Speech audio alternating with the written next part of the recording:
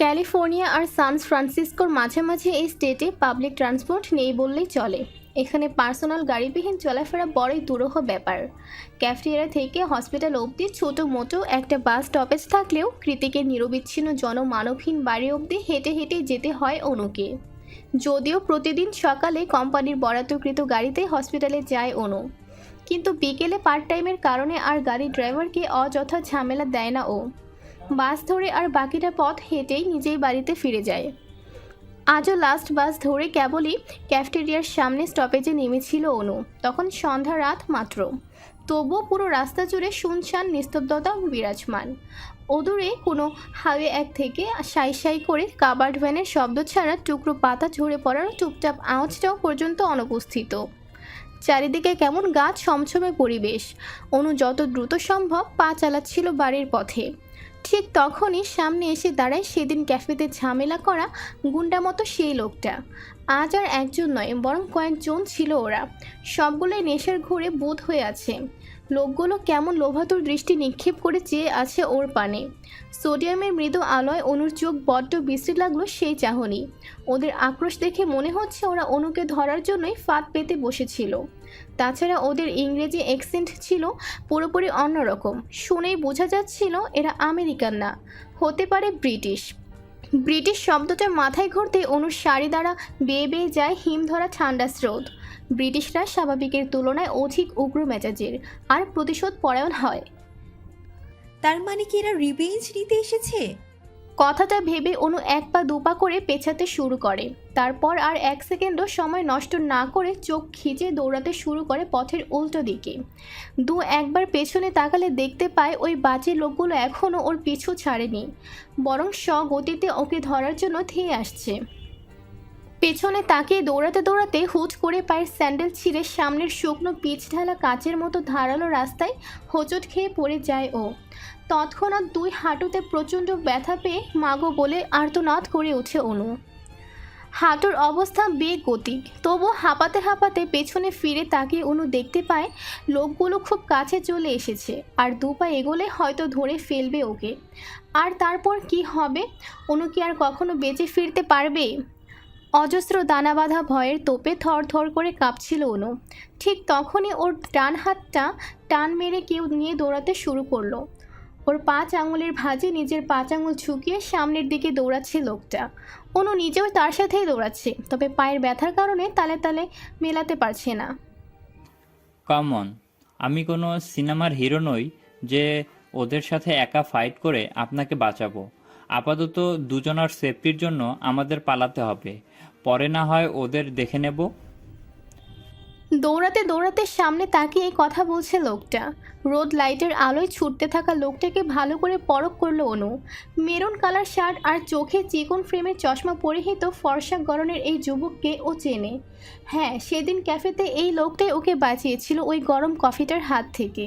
আর আজ আবারও বাঁচালো। কে এই লোক? কোনো এঞ্জেল নয় তো? না হলে বিপদের সময় কেন পাওয়া যায় তাকে? হালকা বাদামি চুলওয়ালা ক্লিন শেপ করা পাতলা গড়নের লোকটা দেখতে যতটা সুদর্শন, তার কণ্ঠস্বরটা তার থেকেও বেশি আকর্ষণীয় আর টিপ। অনুর ভাবনার ছেদ ঘটে লোকটার হ্যাচকা টানে। এই মুহূর্তে একটা উডেন হাউসের আড়ালে লুকিয়ে আছে ওরা। অল্প একটু জায়গায় দুজন খুব আটসাট বেঁধে দাঁড়িয়েছে। অনু চেষ্টা করছে লোকটার থেকে দূরত্ব বজায় রাখার, কিন্তু লোকটা নিজের অজান্তে শক্ত হাতে ওর কোমর চেপে ধরে সতর্ক দৃষ্টিপাত করে রাস্তার দিকে তাকিয়ে আছে। আর অনু তাকিয়ে আছে চশমার আড়ালে একজোড়া ধূসর মনির চোখের দিকে। এভাবেই বিনা বাক্যে শুধু শ্বাস প্রশ্বাস আদান প্রদানে কিছুক্ষণ সময় অতিবাহিত হয়। প্রত্যয় স্বস্তির নিঃশ্বাস ছেড়ে ওর দিকে তাকিয়ে বলে, চলে গিয়েছে ওরা, আর রিস্ক নেই। চোখে চোখ পড়তেই অনু ধরা পড়ে যাওয়া চোরের মতো ওর চোখ থেকে তৎক্ষণাৎ চোখ সরিয়ে নিল। ব্যাপারটা ঠাউর করতে পেরে প্রত্যয় দুষ্টু হেসে হিসিয়ে বলল, হাউ সিনেমেটিক। সেসব কথা ভেবে আবারও এক চিলেতে লজ্জা মাখানো হাসি খেলে গেল অনুর ঠোঁটে। অনুর এমন উদ্ভট হাসির কারণ খুঁজে পায় না অরু, তাই বিভ্রান্ত হয়ে বলে। অনু ভ্রু কুচকে নিজের পা থেকে অরুর হাতটা সরিয়ে দেয়। কমফোর্টার মুড়ি দিতে দিতে বলল, যা তো, ঘুমাবো। অরু নিজের ঠোঁট উল্টে বলে, আশ্চর্য, লজ্জা পাওয়ার কি হলো? আমি কি তোর শ্বশুর না ভাসুর? দেখতে দেখতে কখন যে কৃতিকের এই ছোট্ট ডুপ্লেক্স বাড়িটায় একটা মাস কাটিয়ে দিল টেরই পায়নি ওরু। সময় যে কেন এত তাড়াতাড়ি চলে যায় কে জানে। ডাক্তার বলেছে আজমেরি শেখের ওপেন হার্ট সার্জারির প্রয়োজন, তবে এত বড় সার্জারির জন্য আজমেরি হক প্রস্তুত নন। দীর্ঘদিন সুচিকিৎসার অভাবে তার শরীরে বিভিন্ন জটিল সমস্যা দেখা গিয়েছে, সেগুলো ট্রিটমেন্ট চলাকালীন ওপেন হার্ট সার্জারি সম্ভব নয়। অন্যান্য শারীরিক সমস্যার উন্নতি হলে তবেই বড় সার্জারি করানো যাবে। তাই এই পুরো প্রসেসটায় 1 বছর বা তার বেশিও সময় লেগে যেতে পারে। অনু আর অরুর কিছুই করার নেই। মাকে সুস্থ করতে হলে ধৈর্য ধরতে হবে, কারণ দুনিয়াতে মা ছাড়া ওদের সত্যিকারের আপন বলতে। এর মাঝে অনু কৃতিককে অনুরোধ করেছে অরুকে যাতে একটি ছোটোখাটো ভার্সিটিতে অ্যাডমিশন করিয়ে দেয়, কারণ বছরের পর বছর তো পড়াশোনা বন্ধ করে রাখা সম্ভব নয়। অনু না হয় নিজের শখ আহ্লাদ বিসর্জন দিয়েছে, তাই বলে কি অরুকেও দিতে হবে? অরু ভেবেছিল কৃতিক এক বাক্যে না করে দেবে, কিন্তু তেমন কিছুই হয়নি। উল্টে কৃতিক আগ বাড়িয়ে জিজ্ঞাসা করেছিল অরুর কোনো চয়েস আছে কিনা। গত 1 মাসে সব মিলিয়ে বড়জোর হলে 10 দিন মতো অরুর আর কৃতিকের দেখা হয়েছে। কৃতিক বেশিরভাগ সময়ই বাড়ির বাইরে থাকে, কখন আসে কখন যায় সেটাও জানে না অরুরা। কৃতিক যখন হলরুমে বসে গেম খেলতো তখনই কেবল এক সময় বেখেয়ালে দেখা হয়ে যেত। এছাড়া কৃতিকের দেখা খুব একটা পায়নি অরু। মোদ্দা কথা, একই বাড়িতে থাকা সত্ত্বেও সম্পর্কের মতোই ওদের 3 জনের মাঝে ছিল বিশাল জড়তার প্রাচীর। কিন্তু এই প্রাচীর কতদিন স্থির থাকে কে জানে। কৃতিকের মতো বেপরোয়া আর একরোখা স্বভাবের মানুষের জন্য এই প্রাচীর ভেঙে ফেলা খুব কঠিন কিছু নয় বৈকি। ক্যালিফোর্নিয়ার এদিকে মাঘের আর পৌষের শীত বলে কিছু নেই। হাতে গোনা 2-3টে মাস ছাড়া বাকি সময়টাই শীতকাল এখানে। তার মধ্যে কখনো কখনো শীতকালকে সর্বশেরবা হটিয়ে বর্ষাকাল নেমে আসে ধরণী জোরে। তখন শীত বর্ষা দুটোরই মিশ্রণে রাত দিন সমান হয়ে যায় এদেশে। আজ তেমনই একটা দিন। গত রাত থেকে বাইরে বর্ষাকাল শুরু হয়ে গিয়েছে। খানিক বাদে বাদে পশ্চিম আকাশে গুড়গুড়িয়ে মেঘ ডাকছে, আর দফায় দফায় এক পশলা বৃষ্টি। সূর্য না ওঠার দরুন ঠান্ডারাও যেন জেগে বসেছে একদম। এই আলো আধারি আবহাওয়ার মাঝেও অরুর মনটা আজ ভীষণ ভালো। কেনই বা ভালো থাকবে না? সান ফ্রান্সিসকো স্টেট ইউনিভার্সিটিতে অ্যাডমিশন হয়েছে ওর। আগামীকাল থেকে আবারও নতুন করে পড়াশোনার অধ্যায় শুরু হয়ে যাবে ওর জীবনে। না, নিজের জীবনের উপর যতটা অভিযোগ করেছিল ততটাও খারাপ নয় জীবনটা। সেই খুশিতেই সকাল সকাল রান্না চড়িয়ে কিচেন কাউন্টারের উপর পা দুলিয়ে বসে বিশাল লম্বা বেনিটাকে হাত দিয়ে নাড়াতে নাড়াতে গুনগুনিয়ে গাইছে অরু। এই মেঘলা দিনে একলা ঘরে থাকে না তো মন, কবে যাব কবে পাবো ওগো তোমার নিমন্ত্রণ। ব্যাস এতটুকুই গেছিল। ও তখনই বাইরের কলিং বেলটা বাজ খাই আওয়াজ তুলে বেজে ওঠে। অরু লাফ দিয়ে কাউন্টার থেকে নেমে তাড়াহুড়ো করে গিয়ে দরজা খুলে দেখে বাইরে কেউ নেই, তবে ফ্রন্ট ইয়ার্ডে যে বেঞ্চিটা রয়েছে তার উপর কিছু একটা রাখা। দরজার সামনে থেকে ছাতাটা কুড়িয়ে সেটা নিয়েই অরু বেঞ্চির কাছে এগিয়ে গেল। গিয়ে দেখলো তাজা টকটকে লাল গোলাপের একটা বুকে, তার মাঝখানে উইশ কার্ড। ফোটা ফোটা বাড়িধারা জমে ফুলগুলোকে আরও বেশি সতেজ দেখাচ্ছে। প্রথমে তাজা গোলাপ মুখ ডুবিয়ে প্রাণ ভরে নিঃশ্বাস নিল অরু। তারপর উইশ কার্ডটা খুলে পড়তে শুরু করলো, যেখানে গুটি গুটি ইংরেজি অক্ষরে লেখা many many happy returns of the day JK sir from S. ব্যাস এতটুকুই। উইশ কার্ডটা পরে ভ্রু কুচকে ডুপ্লেক্স বাড়িটার দোতলার কর্নারের রুমটায় দৃষ্টি নিক্ষেপ করে অরু, যেখানে এই মুহূর্তে কৃতিক ঘুমিয়ে আছে।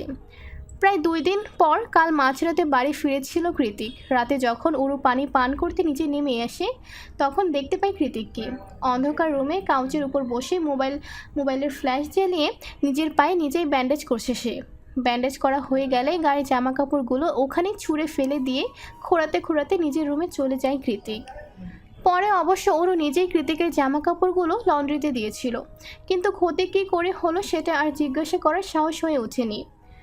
দেখা গেল জিজ্ঞেস করতে গেলে উল্টে থাপ্পড় মেরে গাল লাল করে দিল। যেচে পড়ে মান সম্মান খোয়ানোর ইচ্ছে নেই অরুর। তার উপর কথায় কথায় যে অপমান সহ্য করে সেই ঢের। মনে মনে কথাগুলো ভেবে নিয়ে বুকে সমেত নিয়ে ঘরে চলে গেল অরু। বেলা যখন 10টা কি 11টা, বাইরে বৃষ্টি নেই, তবে কালো মেঘে ছেয়ে আছে চারিপাশ। তখনই একেবারে তৈরি হয়ে একটা ব্ল্যাক বেল্টের ঘড়ি হাতে পেঁচাতে পেঁচাতে নিচে নামলো কৃতিক।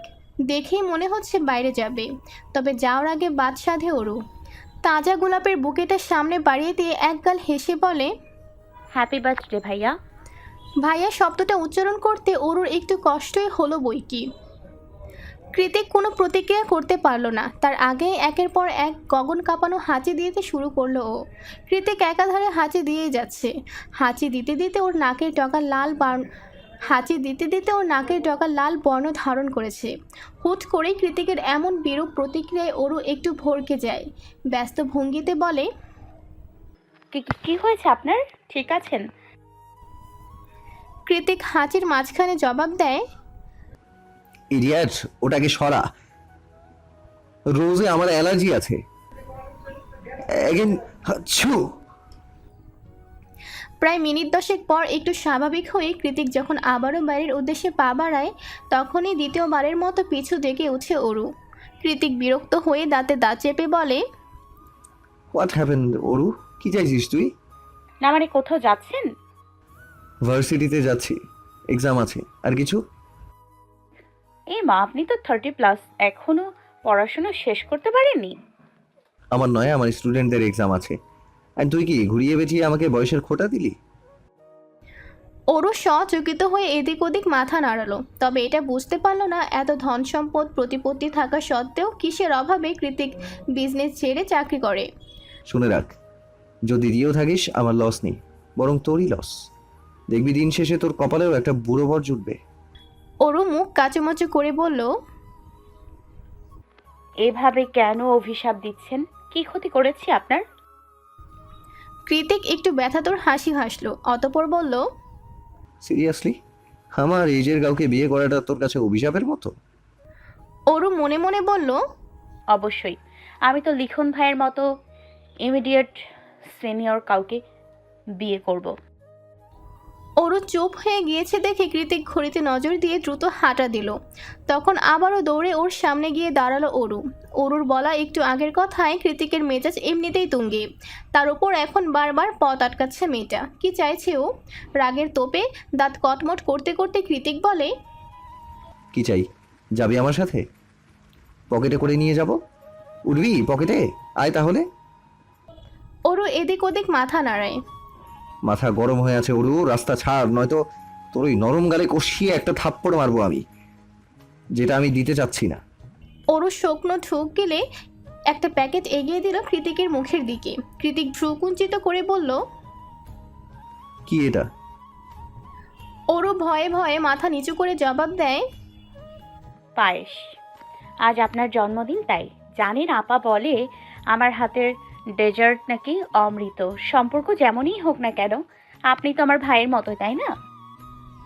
অরুর বলা শেষ কথাটা তীরের ফলার মতোই মস্তিষ্কে গিয়ে আঘাত করলো কৃতিককে। ও চুপচাপ প্যাকেটটা হাতে নিল, অতঃপর 2 কদম এগিয়ে গিয়ে প্যাকেটটা ময়লার বিনে ফেলে দিয়ে চোয়াল শক্ত করে অরুর দিকে আগুন ছড়া দৃষ্টি নিক্ষেপ করে বলল, Shame on your fucking sympathy. তারপর হুড়মুড় করে বেরিয়ে গেল গেট ছাড়িয়ে। ওরও এখনও একই জায়গায় শটান দাঁড়িয়ে। না চাইতেও এভাবে বারবার অপমানিত হতে হয় কৃতিকের কাছে। কই অনুর সাথে তো এমন আচরণ করে না, শুধু ওর সাথেই কেন? ওর উপর কিসের এত রাগ কৃতিকের ভেবে পায় না ওরও। তাছাড়া ও তো কোনো সিম্প্যাথি দেখানোর জন্য ডেজার্টটা বানায়নি, বরং অনেকটা ভালোবাসা আর আন্তরিকতা থেকেই তো বানিয়েছিল। যেখানে ওর নিজেরই করুণা অপছন্দ, সেখানে ও কিনা কাউকে করুণা করবে, তাও আবার জায়ান কৃতিককে, যার করুণায় বেঁচে আছে ওরা। হাস্যকর। তাহলে কৃতিক আদতে কোন করুণার কথা বোঝালো? হোয়াট ডিড হি মিন? রাস্তার সাইডে স্থির দাঁড়িয়ে থাকা চেনা পরিচিত মার্সিডিজ গাড়িটা দেখেই বেশ অবাক হলো সায়র। মনে মনে ভাবলো, মাঝ রাস্তায় কৃতিক গাড়ি থামিয়ে করছেটা কি? আশ্চর্য। তৎক্ষণাৎ নিজের গাড়ির ব্রেক কষে রাস্তা পার হয়ে স্থির গাড়ির জানালায় বসে গ্লাসে আঙুল দিয়ে 2-3 বার টোকা দিল ও। ভেতর থেকে সায়রকে দেখতে পেয়ে জানালার কাছ নামিয়ে কৃতিক বলে, কি সমস্যা? অনেক সমস্যা। এই বলে গাড়ির ভেতর এসে বসে পড়ে সায়র। গাড়িতেই বসা মাত্রই কৃতিকের দিকে তাকিয়ে সায়র যা দেখলো তাতে আপাতত ওর চোখ কপালে। গাড়িতে ঢুকে সায়র দেখতে পায় কৃতিক আরাম করে বসে অন টাইম চামচ দিয়ে পায়েস খাচ্ছে। সায়র সন্দিহান চোখে দিয়ে ছোট ছোট করে বলল, তুই এই রাস্তার মাঝখানে পায়েস কোথায় পেলি? কৃতিক খেতে খেতে বাম হাত উঁচিয়ে পেছনে ডাস্টবিনটার দিকে দেখিয়ে দিল। কৃতিকের কথায় সায়র চোখ মুখ কুঁচকে ফেলল, অবিশ্বাসের সুরে বলল, কি, তুই ডাস্টবিন থেকে খাবার তুলে খাচ্ছিস? কৃতিক ওপর নিচ মাথা নাড়ালো। ছি কৃতিক, ছি, তুই এখনো এতটাও অসহায় যাসনি যে ওখান থেকে খাবার তুলে খেতে হবে তোর? আমরা এখনো আছি কি করতে? বাই দ্য ওয়ে, আমাকে একটু দে, it's look yummy. Sorry bro, এটার একটা চিমটি ভাগও আমি কাউকে দিতে রাজি নই। ইভেন কোনো দিনও না, পুরোটা আমার। তারপর বিড়বিড়িয়ে অস্পষ্ট সুরে বলল, ও পুরোটাই আমার, ওনলি মাইন। সায়র বোঝার চেষ্টা করে বলল, তুই আবার ডেজার্টের প্রতি এতটা আপসেট কবে হলি? কৃতিক মনে মনে বলল, ঠিকই বলেছিস, শি ইজ মাই ডেজার্ট। কথাটা বলতে গিয়ে এক চিলতে মৃদু হাসি খেলে গেল ওর ডার্ক ব্রাউন ঠোঁট জুড়ে। তারপর আবারও তলিয়ে যায় গভীর ভাবনায়। আনমনে বিড়বিড়িয়ে বলে, তোর বাবা ঠিকই বলে, হার্টবিট, তোর রান্না করা ডেজার্ট অমৃত। কৃতিকের কথায় টোন ধরতে পারছে না সায়র। ও কখনোই এতটা নরম সুরে ঠোঁটে হাসি রেখে কথা বলতে দেখেনি কৃতিককে। জায়ান্ট কৃতিক অলওয়েজ স্ট্রং থাকতে পছন্দ করে, উইক বিহেভিয়ার ওর দ্বারা হয় না। তাহলে হুট করে হলোটা কি ভাবছে সায়র। একমাত্র ড্রাঙ্ক হলে এমন আচরণ করে কৃতিক, তাই উদগ্রীব হয়ে সায়র শুধালো। আরে ওকে ব্রো। কৃতিক কুটিল হেসে জবাব দেয়, One day you'll meet someone, Sayer, and it will literally take your breath away. Sayar ওর কথার আগামাথা কিছুই বুঝে উঠতে পারল না। কার কথা বলছে ও, কেনই বা বলছে? আগে তো কখনো বলেনি। ইভেন প্রেম, ভালোবাসা এই সমস্ত কথা শুনলেও রেগে মেগে আগুন হয়ে যেত যে মানুষটা, তার হঠাৎ হলোটা কি আজ? চোখেতে প্রশ্ন ছুড়ল সায়র। ব্রো, ওই ডেজার্টে কিছু মেশানো ছিল না তো? কৃতিক জবাব দেয় না, শুধু বাঁকা হেসে গাড়ি স্টার্ট দিতে দিতে আনমনে বলে, সন্ধ্যা হতে না হতেই ঝুম বৃষ্টি নেমেছে আকাশ বাতাস ছাপিয়ে। বাড়িতে বিদ্যুৎ নেই, মোম জ্বালিয়ে রেখেছে অনু একটু আগেই কল দিয়ে জানিয়েছে বৃষ্টিতে হসপিটালে আটকা পড়েছে ও, চিন্তা না করতে।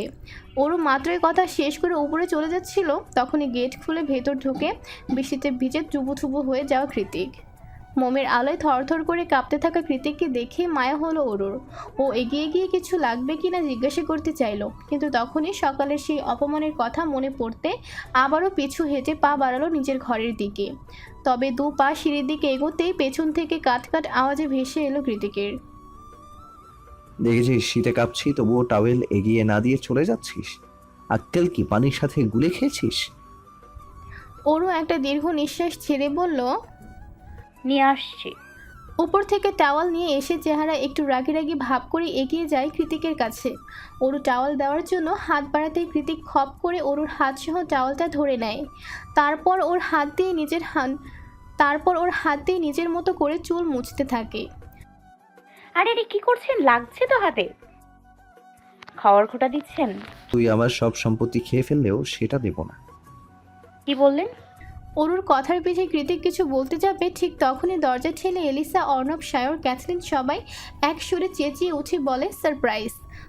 ওদিকে কারো উপস্থিত টের পেতেই ওরুকে এক ছটকায় দূরে সরিয়ে দেয় কৃতিক। ওরু মেঝেতে ছিটকে পড়ে, আর্তনাদ করে বলে ওঠে, আমার কোমর।